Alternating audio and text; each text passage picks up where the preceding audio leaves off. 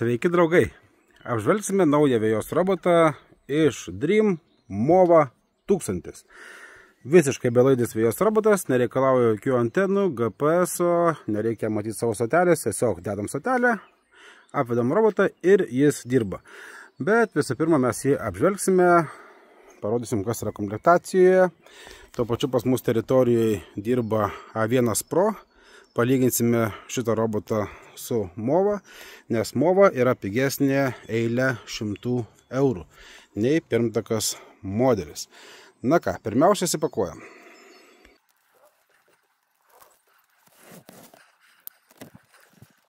Pasitinka mūsų instrukcija. Kaip minėjau ne kartą, rimti vyrai instrukcijų neskaito, bet jeigu jau bus sarmata, kad kažkas nesigavo, yra instrukcija šiame QR kode ir galime pasiskaityti, kur padarėm klaidą. Čia mūsų apsas į telefoną. Kitaip tariant, programėlė į savo mobilų telefoną. Tvirtinimo varžtai savisraigiai į žemę stoteliai. Dar viena niekam nereikalinga instrukcija. Turime šiek tiek peiliukų. Peiliukai tinka nuo Movos ir tik nuo Movos, nuo Dreamo. Bet jeigu dėsite peiliukus nuo kito gamintojo, dėkite su šiais varžteliais ir tiks nuo kitų gamintojų, taip kad dėl peiliukų problemos niekados nebus. Tiesiog keisis peiliukas ir varžtelis nuo kitokio gamintojo, jeigu jau taip jums reikėtų. Toliau.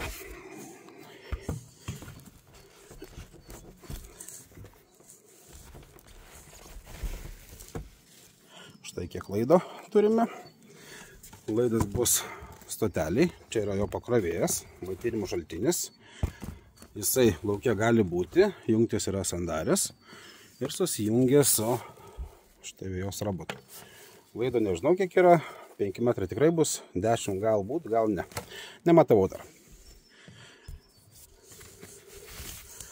Juodas, gražus vejos robotas.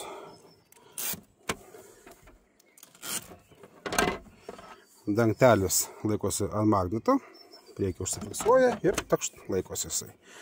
Nusiėmame paprastai. Neturime mes, vadinkim, prietaisų skydelio, ekrano, LCD, touchscreeno, viskas valdosi knopkytėmis ir dekos aukštis reguliuojasi štai su šia rankenėlė. Nuo 2 cm iki 6 cm aukščio gali pjauti vejos robotas. Čia pakrovimas, nu ir čia stebuklingoji jo lidar akis. Lidaras yra lazerinis skeneris, sukasi jisai greitai ir skanuoja visą aplinką. Mato distancijas iki visų taškų, taip liaudiškai tarkime, kaip 100-kojis voras įsikabintų jūsų teritoriją ir lygiai važinėja, nežino puikiai distancijas iki visų taškų. Šitam robotui nereikia matyti, kaip minėjau, nei palydovų. Gali važinėti ir po saulės elektrinę. Jam tai neaktualu, dangaus jam nereikia, nebendrauja jis su stotele, taip kad nereikia rūpintis kažkur dėti stotelę taip, kad ta stotelė būtų matoma visam robotui visoje vejoje. Galite stotelę užkišti kažkur, kur jums patogu, jisai žinos, kaip ją grįžti ir kad stotelė nematys roboto, visiškai nieko tokio. Labai lengva jo instaliacija ir labai puikus sprendimas yra tiems, kam yra vienų ar kitų problemų su GPS antenos įrengimu, su palydovų signalu arba norite, kad pjautų, pavyzdžiui, po saulės elektrinę. Čia yra puikus sprendimas. Na ką, lendam toliau. Asmeniškai man tikrai graži spalva, bet tai nieko neturi bendro su pjovimu. Štai koks šepetėlis yra jam, tiksliau jo tai akiai. Įsitraukim biškį robotą atgal, statosi šepetėlis štai čia jam. Ir kas kart įvažiavęs jisai į savo vietą, pasislėpia ir nuo dulkių ir šiek tiek nusivalo. Puikus sprendimas, tą akį reikia saugoti, su smėliuotu skudurėliu tikrai nevalykite, nes bus paskui problemų. Taip pat turime aštrius ratus, nukeliausime iki buvusio modelio, palyginsim, pažiūrėsim, ko čia skiriasi. Po apačią kažko mes labai nematysim. Čia yra mums pasimt robotą, jeigu mes jį norėtume neštis. Čia jokio stebuklo visiškai nėra. Atviras diskas, kišenių jokių nėra, taip kad žolis neprilips. Viskas čia Aišku, su kerkeriu, aišku, mes neplaudam, atminkit, su kerkeriu plauti robotų negalima jokių, nes labai didelis slėgis, paskui gali privaryti kažkur vandens ir paskui bus problemų su garantija. Plaunuosi arba tekančių vandeniu, asmeniškai aš naudoju kompresorių, išpučiu ir nieko aš čia daug neskandinu to roboto. Ką, einam, parodysim naują broliuką. Pažiūrėsim, kaip sureaguos mūsų buvęs Dreamas. Keliaujam. Čia bus broliukas, o ten bus sesutė. Pažiūrėsim, ar neiškels pavydo senos. Tas jausmas, kai pirmą kartą atvedė į šeimą naują broliuką. Pažintis.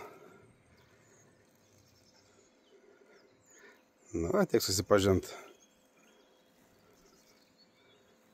Nu jau. Nesistumdyk tu. Palauk. Išjungiam robotą, kad jis čia nepipsėtų, nepatenkintas gyvenimu, nes sustabdėm per prievartą, dangtį atkėlėm.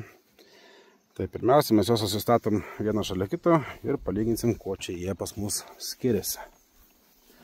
Kaina tai aišku, lengviausiai vertintos keletą eilę 100 eurų.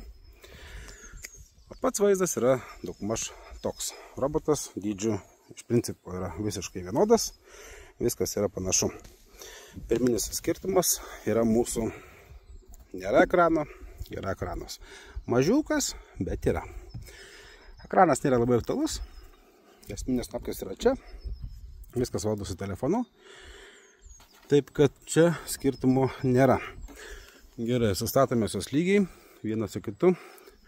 Ir matau, kad ašis yra šiek tiek trumpesnė. Jums gal dabar nesimato, nes užstoja šiek tiek ir saulė. Šešėlis pasidarė. Bet roboto bazė yra trumpesnė. Tuo apversim. Na, gal ir klydau. Lygtais ašis yra tokio pat ilgio, nėra jokio skirtumo. Ratų tipas yra visiškai toks pat, padangos tokios pat. Minkštumas toks pat. Priekinis ratukas lyg ir mažesnis. Nėra didelio skirtumo. Čia mačiau buvo atviri laidai, čia nebėra jų. Skirtumas yra štai čia. Čia yra greita fiksacija. Mes galime iš apačios paspaudus, nepasispaudžia, o pasispaudė. Išminkim, nesispaudžia, jepapa, visai užstrigo, o spaudžiasi, va, išsiminko. Žodžiu, greita fiksacija dingo, atsirado varžtelis. Varžtelio dėka galim dėti bet kokį peiliuką kartu su kitu varžteliu, ką jau šiandien minėjau. Taip kad robotai čia yra iš principo panašus. Padarė patogią rankiną, už ko pasimt robotą, nes tikrai kartais, kai reikia pasinešti, neaišku, čia luš, neluš, čia kaip ir minkšta, čia buferis, čia lygiai taip pat. Čia turim rankiną. Na, smulkmena, bet gerai. Čia puikus įrodymas, kad robotas neusikišinėja. Dirbo jis ir dieną ir naktį, ir per lietų, nu ne per lietų, grįžt per lietų, pašlapę žolę dirbo, ne per patį lietų. Nes per patį lietų nedirbo ne vienas Dreamas.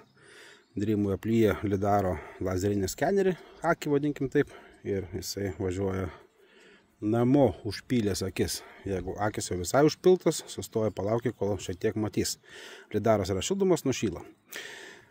Taigi, turim šiek tiek siauresnę pjaunamąją. Diskas yra šiek tiek mažesnis. Diskas palei pat peiliukas keliauja. Čia matau, kad vietos yra daug lieka. Taip kad jeigu kažką sugudrausit, ilgesnį peiliuką įdėsite ar kažką panašaus, ištemsite ir pjaunamą platesnį. Nes šita dalis, manyčiau, kad yra vienoda. Na, bet aišku, galim pasitikrinti. 26 beveik išorė. Čia taip pat yra 26. Taip kad šita dalis yra visiškai vienoda, tiesiog uždėjau mažesnį diskelį tam Movai 1000 modeliukui. Šitas Dreamo skirtas yra iki 20 arų, tas iki 10 arų. Pjaut 20 arų jis tikrai negali, jis yra per lėtas. Nu, o dėl 10 arų aš jau iškart skeptiškai žiūriu. Nemanau, kad čia yra 10 arų robotas, bet dar mes jo nebandėm, pabandysim, sužinosim.